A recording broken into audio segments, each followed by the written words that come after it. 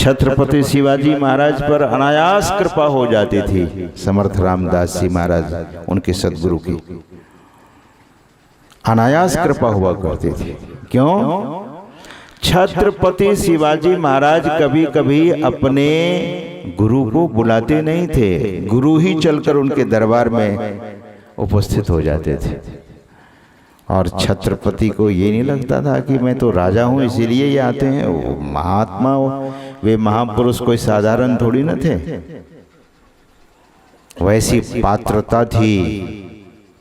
तो छत्रपति को कभी अहंकार नहीं हुआ। जब सद्गुरु उनके दरबार में आते थे और उनकी दृष्टि पड़ती थी तो छत्रपति अपने जूते पैर में नहीं डालते थे, वहीं दौड़ पड़ते थे और गुरु के चरण में दोनों चरणों में अपना मस्तक रखकर और अपने को अहोभाग्य समझते थे। कहते थे कि धन्य अहोभाग्य है मेरा कि मेरे सद्गुरु आज मेरे दरबार में पधार गए। तो सज्जनों, अहंकार नहीं। तो मैं आपको एक प्रसंग सुनाने वाला था। एक नंद कुमार तुलसी जी थे जो रेलवे विभाग में बहुत बड़े ऑफिसर थे, जमालपुर में रहा करते थे। उनकी कोठी पर हम लोग भी जाकर सत्संग किए। सज्जनों, नंद कुमार तुलसी नाम था उनका, और उनके छोटे भाई शिव कुमार सद्गुरु महाराज के दर्शन करने के लिए आए। नंद कुमार तुलसी जी प्रणाम, बहुत विनम्र पुरुष थे। प्रणाम कर गुरु महाराज के एक ओर बैठ गए। और ध्यान दीजिए,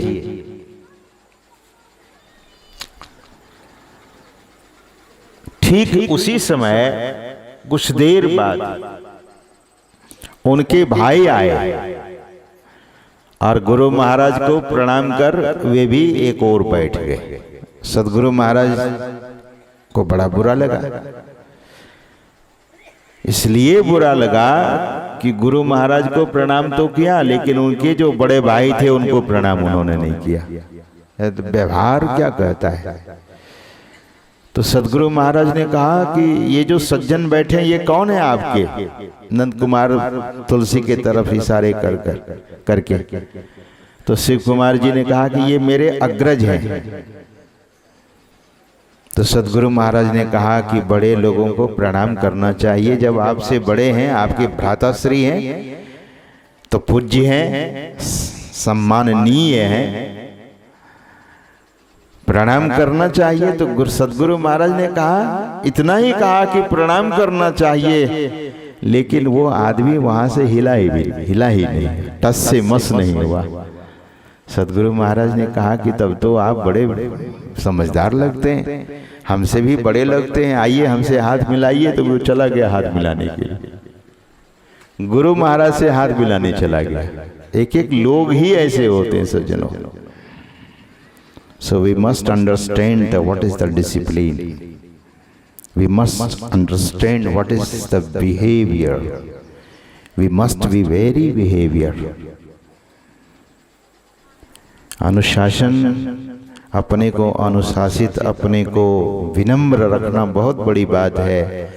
सद्गुरु महाराज से वह व्यक्ति ने ऐसा किया तो नंद कुमार तुलसी जी और भी सद्गुरु महाराज के जो परिकर शिष्य थे सबको बड़ा बुरा लग गया। और शिष्यों ने कहा कि अब आप जाइए यहाँ से, नहीं तो क्या पता अभी सद्गुरु महाराज अगर कोई कोपवश दृष्टि डाले तो आपका फिर खैर नहीं होगा। लेकिन बाद में भी गुरु की आज्ञा नहीं मानी, जबकि वे भी गुरु महाराज से दीक्षा लिया था, लेकिन गुरु की बात नहीं मानी, प्रणाम नहीं किया। गुरु महाराज क्या कह रहे थे? पाप करो कोई। सदगुरु कभी ऐसा करते हैं? कर सकते हैं? कोई भी संत सदगुरु अपने शिष्य को पाप करने के लिए कह सकते हैं? नहीं, ये तो पाप का हरण करते हैं। सदगुरु का दर्शन होते ही पाप समूह दरसते भागे, पुण्य सकल डगरे।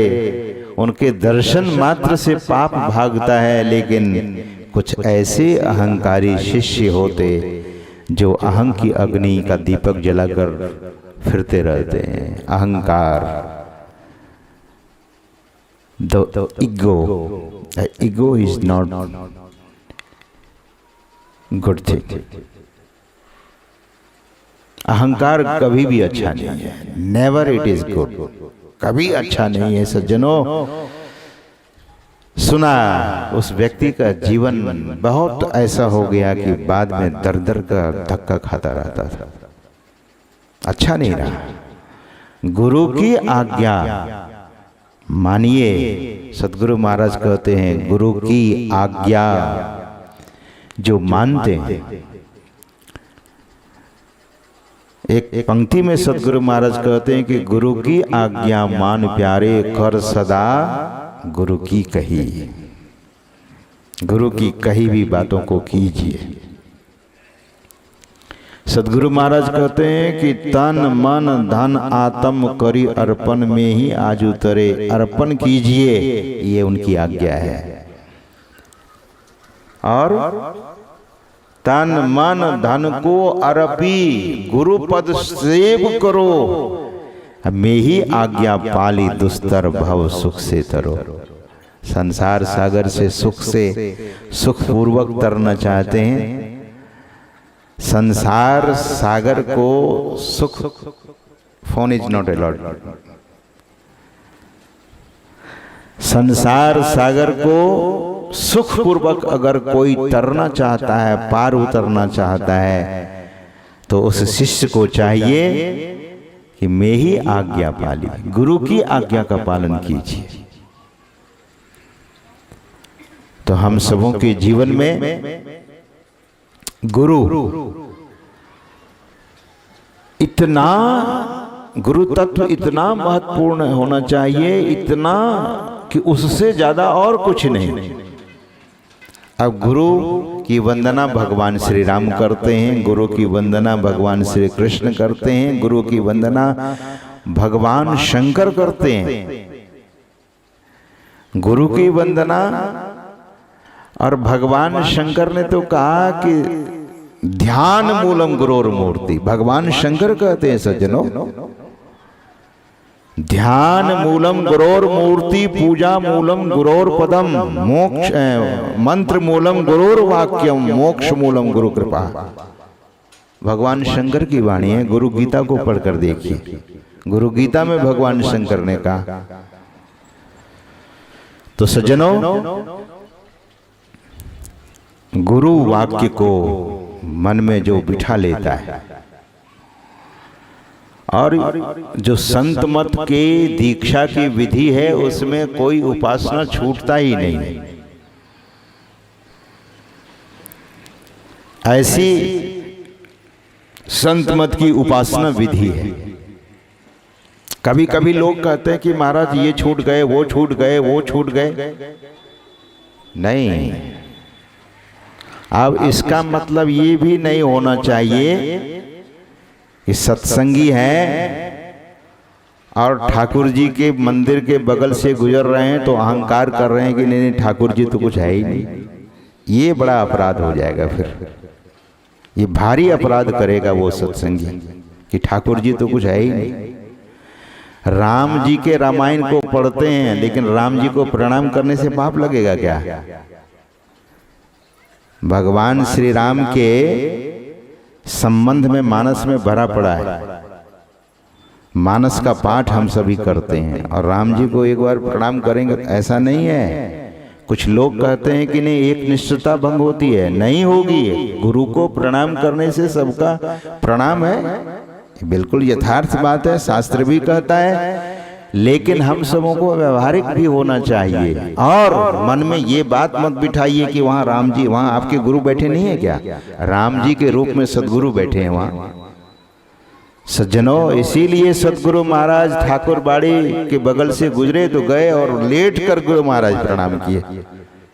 कुछ लोगों ने कहा कि राम को नहीं मानते हैं, तो सदगुरु महाराज तो अंतर्यामी महापुरुष थे, अभी सुन रहे थे।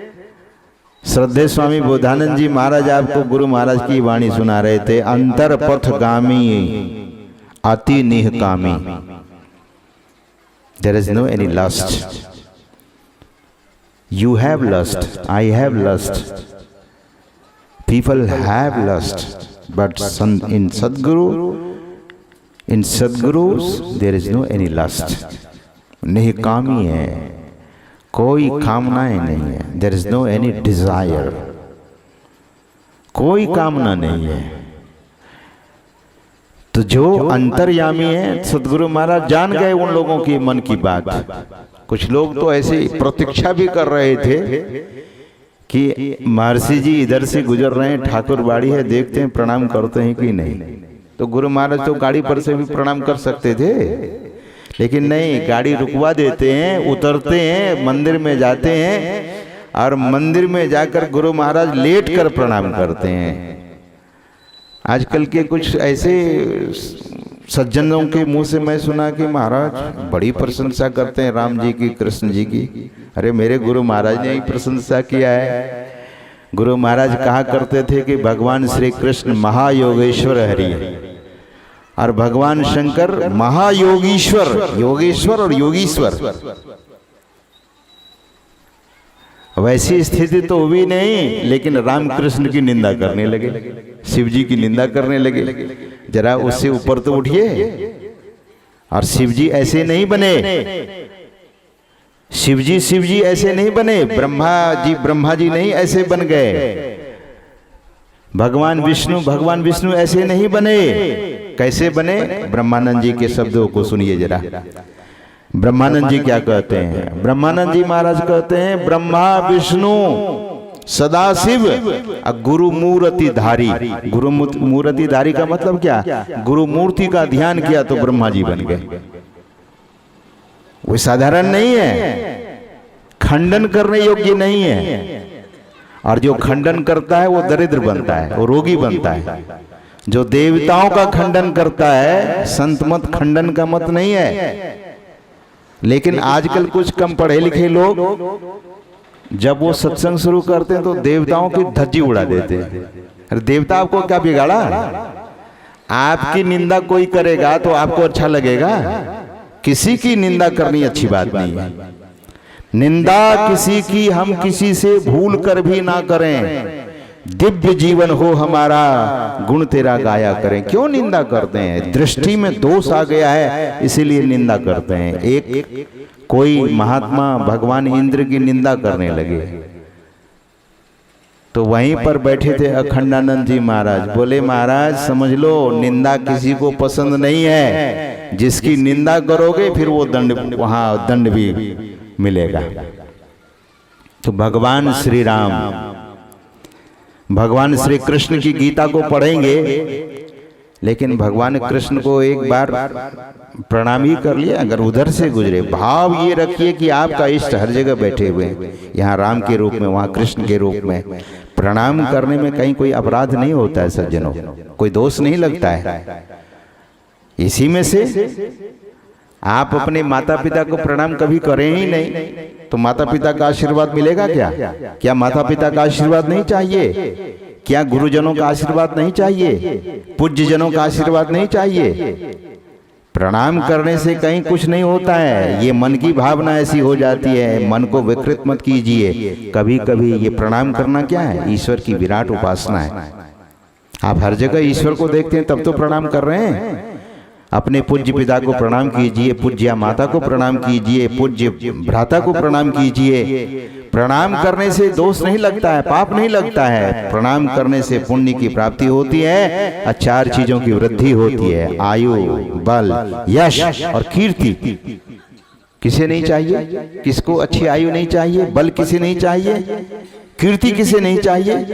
यश किसे नहीं चाहिए? आयु, बल ये किसे नहीं चाहिए? किसको नहीं चाहिए? लेकिन जीवन इतना कुंठित हो जाता है मनुष्य का, थोड़ा पढ़ा, थोड़ा सा शास्त्र का अध्ययन उस तरह से कोई करे। हम लोगों ने अपना समय लगाया लगभग 7 साल तक शास्त्र का अध्ययन उन मनुष्यों के सानिध्य में बैठकर कि शास्त्र के मर्म को जानिए। शास्त्र में से 2-4 श्लोक उठाकर बोल देने से उसकी गहराई का पता नहीं लगता। शास्त्र क्रम से है। All scripture is in system, system में है सब।